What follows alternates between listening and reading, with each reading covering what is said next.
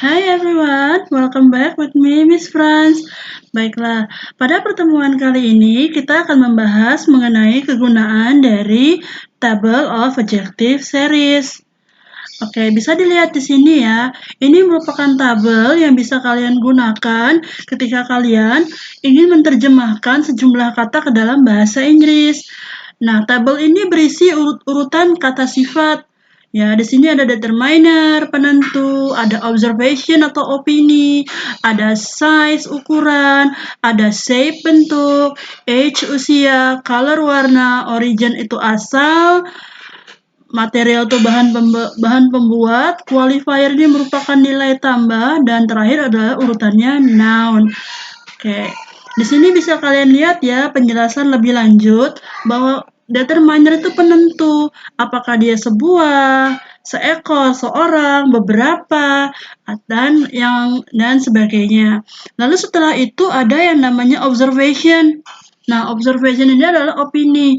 Pendapat kita mengenai sesuatu yang ingin kita deskripsikan, apakah beautiful, cantik, apakah luxury, mewah, expensive, mahal, dan sebagainya. Lalu selanjutnya ada size. Size itu ukuran. Ukuran itu ada big, besar, small, kecil, dan sebagainya.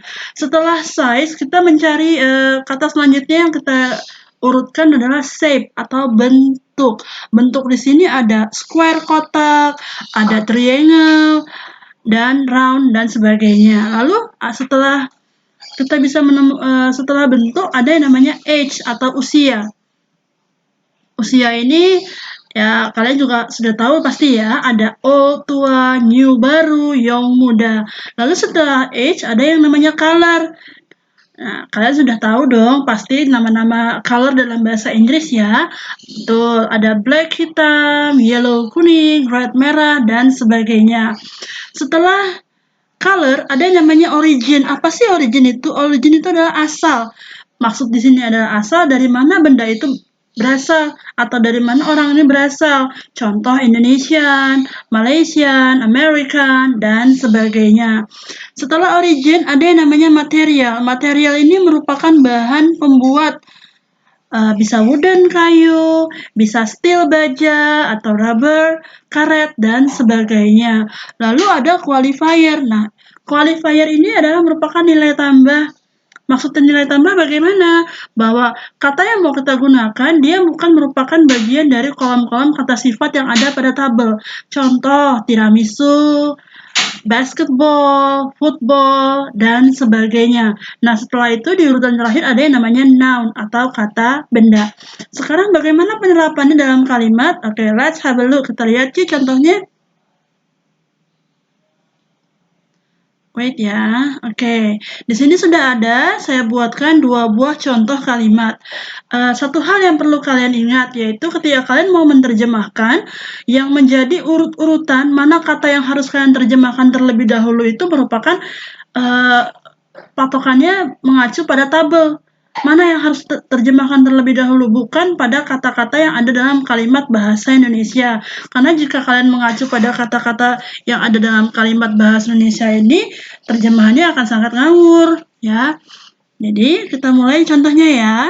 Pak Andi adalah seorang pria tua yang ramah. Nah, diingat selalu, urutannya kembali kepada tabel.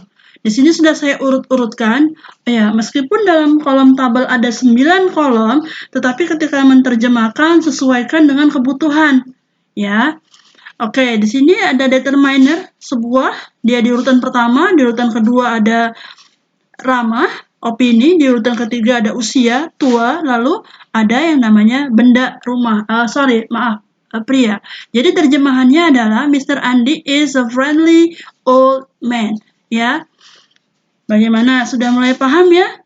Oke, kita lanjut contoh yang kedua ya. Nana tinggal di sebuah rumah baru yang mewah dan besar. Oke, diingat selalu bahwa terjemahannya mengacu pada urutan kata yang ada dalam tabel. Ini juga sudah saya urut-urutkan ya, sudah sesuai. Jadi nanti ketika kita menerjemahkannya juga sangat gampang. Oke, sini menjadi Nana lives in a luxury big new house now. Oke, gimana, sudah mulai paham kan? Oke, saya rasa cukup sampai di sini. Kalau kalian ada pertanyaan, silakan japri saya melalui WhatsApp atau kirim email ke francisca.esi@gmail.com. Sampai berjumpa pada pertemuan selanjutnya dengan pembahasan materi yang berbeda.